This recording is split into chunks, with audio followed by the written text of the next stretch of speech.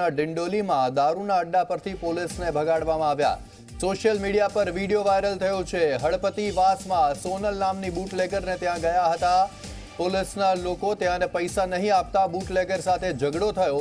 બંને પોલીસકર્મી ડિંડોલી પોલીસ મથકના હતા અને પોલીસકર્મીના નામ નિમિત અને દિવ્યપાલ હોવાનું પણ સામે આવ્યું છે। તો અહીંયા પોલીસ દારૂના અડ્ડા પર રેડ કરવા ગઈ હતી હપ્તો ઉઘરાવવા, પરંતુ તે દરમિયાન તેમને ત્યાંથી ભગાડી દેવાયા। વધુ માહિતી આપશે અમારા સંવાદદાતા ચેતન પટેલ।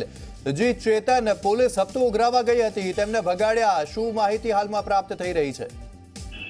જી યસ, ખાસ કરીને જે વિડીયો વાયરલ થયો છે તે સુરતના ડિંડોલી વિસ્તારના છે, જે હળપતિ વાસમાં રેતી સોનલ નામની જે બુટલેગર છે તેમને ત્યાં જ વહેલી સવારે આ બે પોલીસકર્મી પોતા પૈસા ઉઘરાવવા માટે ગયા હતા। જો કે જે બુટલેગર છે તેમના દ્વારા પૈસા આપવાની ના પાડી દેતા આ બંને પોલીસકર્મી અને જે સ્થાનિક જે બુટલેગર છે તેમના વચ્ચે ગાળાગાળ પણ થઈ હતી। પોલીસકર્મી દ્વારા ધમકી આપવામાં આવી હતી, જો પૈસા આપવામાં નહીં આવશે તો તેમનો જે પુત્ર છે તે પુત્રને ખોટા કેસમાં અંદર નાખી દેશું તેવી ધમકી ઉચ્ચારતાની સાથે જ બુટલેગર પણ વિફરી હતી અને શરૂઆતના સમયે પોલીસ દ્વારા પણ જે બુટલેગરનો જે પુત્ર છે તેમની સાથે હાથાપાઈ પણ કરવામાં આવી હતી। હાલ આ જે સમગ્ર ઘટના છે તે સ્થાનિક યુવાને પોતાના કેમેરામાં કેદ કરી દીધી હતી।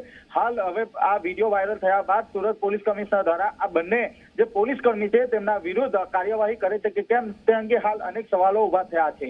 જી જરૂરથી ચેતન, આભાર આપનો તમામ માહિતી આપવા બદલ। दारू जाते मुखे लौटो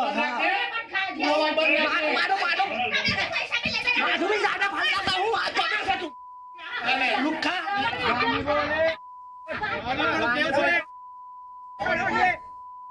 हाँ बोला बोला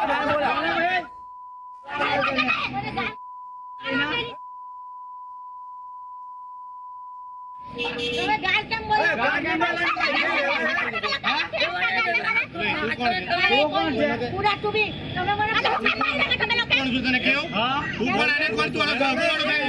दारू एकदा છે સમજાવે તે તું માયરો કામ પૈસા લઈ જાનો છે ને હા કોનો કોલર પકડ્યો છે કોનો કોલર પકડ્યો છે